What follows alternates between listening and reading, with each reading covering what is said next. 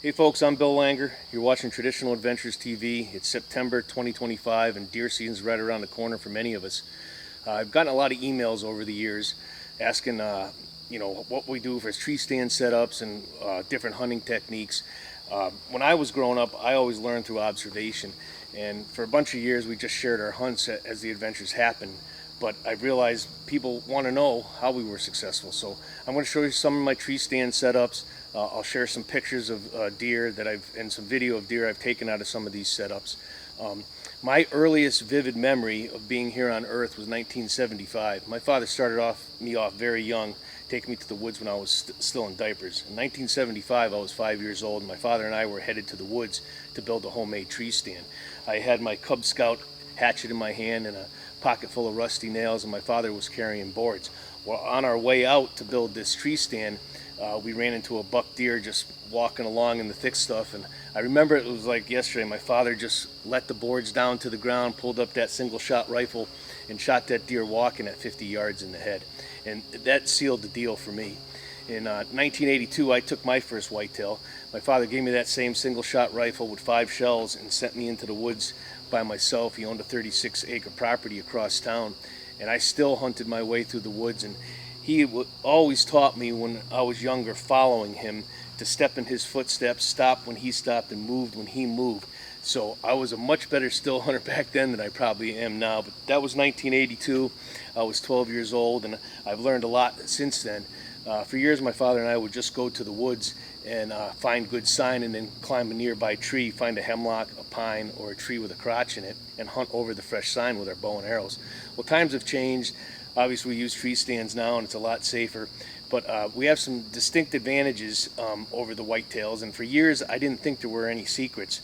But I've changed my opinion, and I think there are some secrets that can make you a more successful deer hunter. The number one thing is you've got to hunt where quality deer exist. Trail cameras are a great advantage. Driving around first thing in the morning or just before it gets dark in the afternoon in the areas that you hunt, you can quite often catch deer crossing the road or in the fields. Word of mouth from neighbors in the area finding these big bucks. But the cameras are the most important thing. Boots on the ground, in the woods, finding sign, rubs, scrapes, bedding areas, setting up those cameras and getting an inventory of the deer in the area. I think the most important thing is seat time when it comes to consistently harvesting quality whitetails. You have to, especially if you're a young guy and you want to be 1% of the 1% that kill 90% of the deer, you've got to set up your life and your lifestyle so you can spend as much time as possible in the tree stand. If you're only able to hunt a couple days a week, you're going to have a distinct disadvantage over someone who's able to hunt 6 or 7 days a week. So while you're young and as you're getting started in this, if you want to be a serious whitetail hunter, you need to set up your lifestyle so you can spend as much time as possible. I hear all the excuses all the time. I don't hunt until it doesn't get above 50 degrees, or I don't hunt until the leaves come off the trees, or I don't get serious until Halloween. Well, if you're only hunting 30 days a year, you're at a real disadvantage over a person that can hunt 90 to 100 days a year. That time you're giving up being in the woods, learning the whitetail's habits, it's time lost. The key is to spend as much time in the woods hunting these deer under the right conditions. It's just simple math. The more time you spend at this and the harder you work at it, the more you'll be successful. Now, here again, there's a lot of people watching this that know a heck of a lot more than I do about killing quality whitetails, but I do have 50 years of successful hunts in the woods, and I want to share what I know with you. Hopefully it works for you. Again, take it with a grain of salt. This works for me. It may not work for you, but I figured I'd share it, and hopefully it makes you a better deer hunter. So I use binoculars all the time to check these trees, these oak trees, to see what they got on them for nuts. And this ancient red oak and that ancient white oak there have no nuts on them. I've killed several nice buck deer for Connecticut, especially right in here. I'll show you the stand and show you some video clips and pictures of the bucks that I've killed here.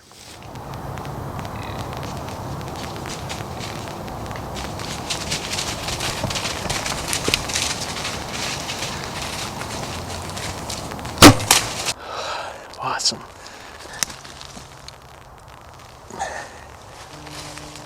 Oh, what a gorgeous buck deer.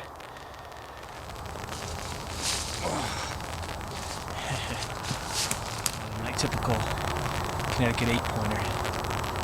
Very blessed, very blessed. Nice big white oak here. There's a big red oak over there, giant red oak. I've got a stand about 60 yards on the other side of that big red oak. What I've got here is I've got a hillside that goes up to thick bedding area. It's mostly mountain laurel. It was logged years ago and it's just a tangled mess, and the deer love to bed in there. But what makes this spot so good is I got a level plateau here. It drops off over the hill there and heads down into fields. And so the deer will come in here before dark, checking these trees, and this flat ground through here, it's just a topography feature that the deer can see a long ways. They like to travel it because it's flat here. Again, I'll give you a better view. There's a monster red oak. You can see the ground drops off there. It's level through here for the most part.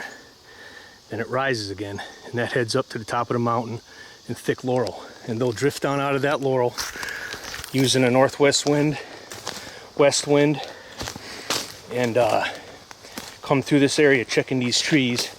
And I've checked these trees, and right now it's not looking like these big old ones have any nuts on them, which is a good thing. It'll help the food plots and field edges out. But trying to catch them in the big timber, they're going to be all spread out. And this is quite a ways from the truck. One of my deepest stands. It takes a good 15 minutes to get in here. But it's just classic whitetail terrain. So there's the big red oak. Here's the flat terrace coming through this section of woods. It's just a terrain feature that the deer like. I was about 30 yards from the oak. I'm about 15 yards from the tree stand here. And I've had this tree stand here for years.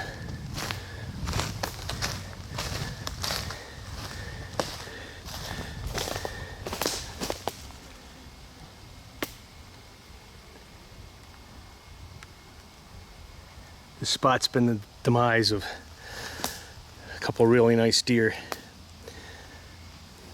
Again, there's fields down below there. It drops off sharply over the bank there. It rises here for a couple hundred yards and then goes kind of straight up on a mountainside. Lots of ledge, rocks, thick cover. The deer just come down through here, checking on these trees, staging before they hit the fields. I killed a really nice 9-pointer in here. Actually dressed 198 pounds, which for Connecticut, that's a pretty good deer, a dressed deer at 198. That was almost 15 years ago. I dragged it out by myself, just one body length at a time. Took me a while, but I was young and foolish. Now I've got my adult sons to help me, but this is a really good spot to kill a deer. There's some white oaks up here I've had to stand on before and kill deer.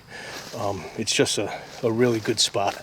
And again, it's you got this flat terrain feature that runs across the edge of the hillside here. And they like to come down out of the thick stuff, hit this, check on the trees, like I said, and head down to feed in the fields. And the nice thing about it is they get in here before it's dark, and you can get a shot opportunity on them. So on this next setup here, I'm on the edge of open hardwoods. I've got open pines. The ground drops off hard over there. There's a line of houses up through here and a road. There's several farms down through here with a swamp down in there that they bed in. And over to the right over here, I've got a thick swamp that they come in and out of. There's a little field right here behind me. And the tree stands right here. And this spot has proven to be a hot spot. Small acreage, about 20 acres. But the deer travel through here a lot. And I've done well with hunting here. In fact, the most recent nice buck that I killed out of this stand. I'll put that video up for you. But I'll climb up in the tree and show you. Actually, I probably don't, because I've got footage of what it looks like from the tree stand killing that buck last year, so I'll show that.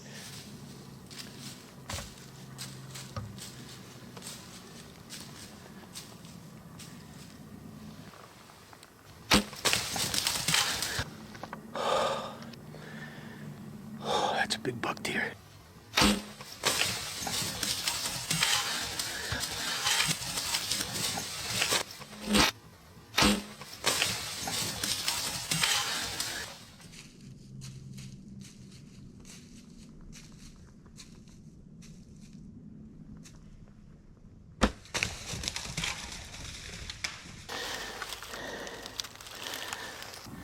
Beautiful buck deer.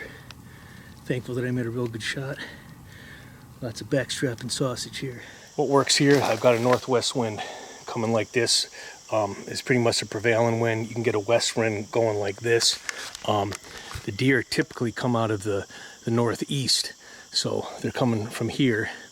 The wind's blowing like this, so by the time they get to me out in here, I'm still downwind of them. And even if they get behind me here and head towards the swamp that way, I'm over 20 feet up, which helps. And typically they'll walk behind me here and will never smell me. Quite often they come out of the swamp there from behind the farms, come through these open pines, and they'll hit this little field here before heading off into the swamp over here. And again, this spot works well on a west wind, a northwest wind, and an east wind. None of my stands typically work very well on a south wind. That would be coming out of the swamp this way and blowing into the north, where most of the deer come from. But again, I don't need to climb up in this stand and show you the view. I've got some good hunt footage from it, and you'll be able to get a good view of what it looks like from up in the stand. Small acreage, but it's surrounded by bigger acreage. Like I said, you got a line of houses within about 300 to 400 yards of me in a road, main road. Several farms dispersed through here, and the deer, they like it in here. It's just one of those spots that, you know, just about every time you come in, you see some sort of deer or another. And I saw bucks last year that were already rutting in here in the middle of October. I went down to Florida on a hog and deer hunt, and I came home, and I believe the date was October 14th when I hunted here again. And I had a buck chasing a doe. So it started really early last year. We had quite a few acorns last year. This year it doesn't look like we do. They're spotty. Most of the trees I've checked don't have any. But another one of my hot spots, and just spending a lot of time when the wind and conditions are right. But again, I don't mean to preach this too much, but you know, I hear all sorts of excuses where guys say, "Oh, I don't start hunting till the leaves come off the tree," or "I'm not going to hunt until it stays below 50 degrees," or "I don't get serious till Halloween." Well, in our state, we start September 15th, and you're giving up so much knowledge by not spending time out here in the woods, day in and day out, to see how these deer move on a regular basis. You know, if you're only hunting 30 days a year, again, it's just simple math. I hunt whitetails somewhere between 90 and 100 days a year, and then I'll chase hogs about 50 days a year. So I'm in the woods hunting 150 days a year. I set my life up to do that. I knew this was a passion for me, and I wanted to be able to spend the time. And so I've decided to go the route of being self-employed, which has its advantages and disadvantages. But I can tell you one thing. One of the biggest advantages is I can make my own time, and I can spend the time necessary to take quality deer on a regular, consistent basis. And again, the biggest secret is hunting deer, buck deer where they live. You got to locate them, and you got to figure out where they're living, and then you got to seek time.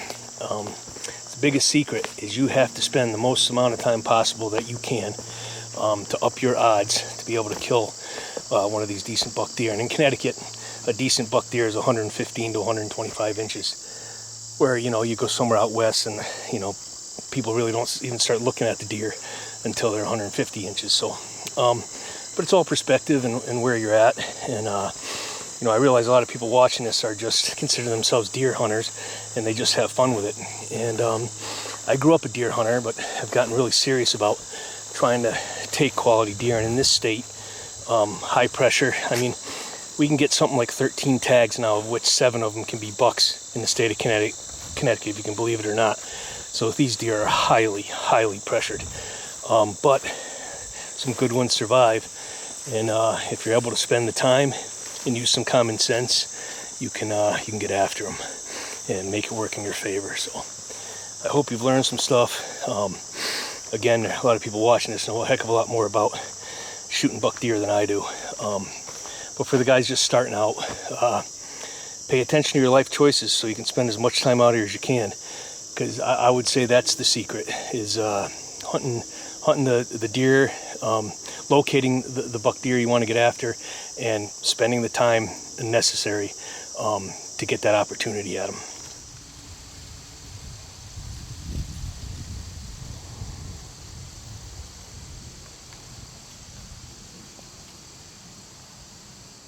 Okay, this stand I'm at now works well as a staging area. We got a little meadow here, it was ingrown at one time. We cleaned it up. I planted some buck forage oats. If we don't get rain sometime soon, it's been in for a week, it's not going to grow, but hopefully in a couple days we're getting some on Friday. It's the beginning of September 2025. Our season starts in 2 weeks, September 15th. This is a really good early season stand. There's big fields down below, and there's white oaks that they feed on. I've got a mountain over here and a mountain over here, thick laurel. The deer like to bed in it. I'm sure there's deer within 200 yards of me now that can hear me talking. It works really good on a northwest wind, on a west wind, and an northeast wind. Does not work well on a south wind because the deer typically come from the west and the northwest. But it's the perfect early season plot where the bucks are still moving during daylight, and they'll hit this just before dark, before they go to the bigger fields. They've got grapes they can hit. They've got oaks they can hit. I'll jump up in the stand and give you a view from the stand, and I'll show you a couple pictures and videos of some deer that I've taken here.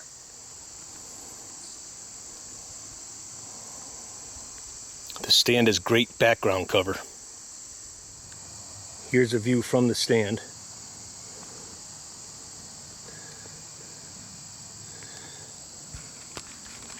Now the deer typically come from this direction, which is the northwest direction. They typically have the wind quartering at their backside over the right hip as they enter the field. And I'm up at 21 feet here. So as they come in, the wind's blowing over the top of them. And this will work in an east wind, a west wind, which is at the back of the camera here. A south wind coming out of there doesn't work normally because they'll catch me coming into the northwest corner of the field. But, you know, being New England, being Connecticut, these deer can come from everywhere. They bed where they want to. They have their primary bedding areas, but you never know where the deer are going to come from.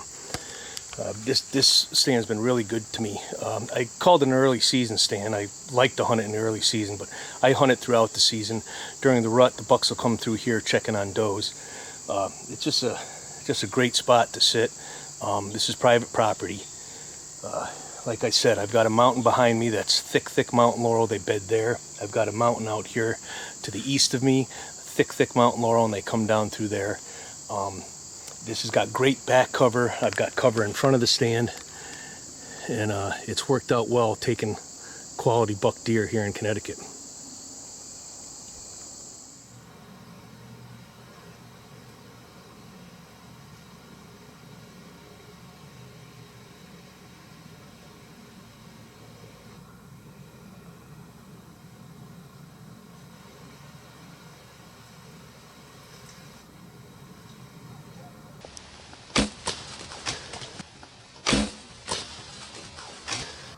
Holy cow. Congratulations. I am so lucky. This is it's a milestone here that I hit, and we'll get better video of it, but we're just going to film it as it happens here. This is the 100th deer I've taken with a stick bow, recurve or longbow or self bow. Number 100. And the number doesn't mean anything other than I've just been lucky enough and fortunate enough to stay alive and be able to hunt.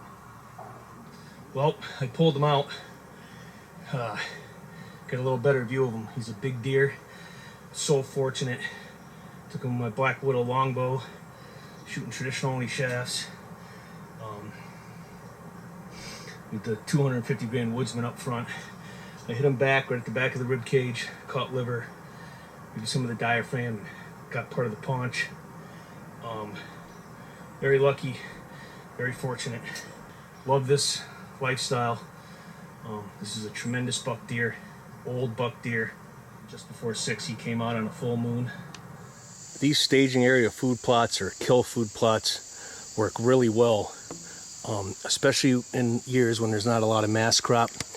I've been super busy with work, so I'm just getting to do most of my scouting now with 2 weeks to go to the season. But that's typically what I do because you never know when the sweet feed tree is going to show up. I'm going to be checking a lot of oak trees today. If they have acorns, great. I have already have stands set up on some of them that are traditionally good. But if they're not, again, a kill plot or a food plot like this works really well when there's no mass crop. The deer will utilize it.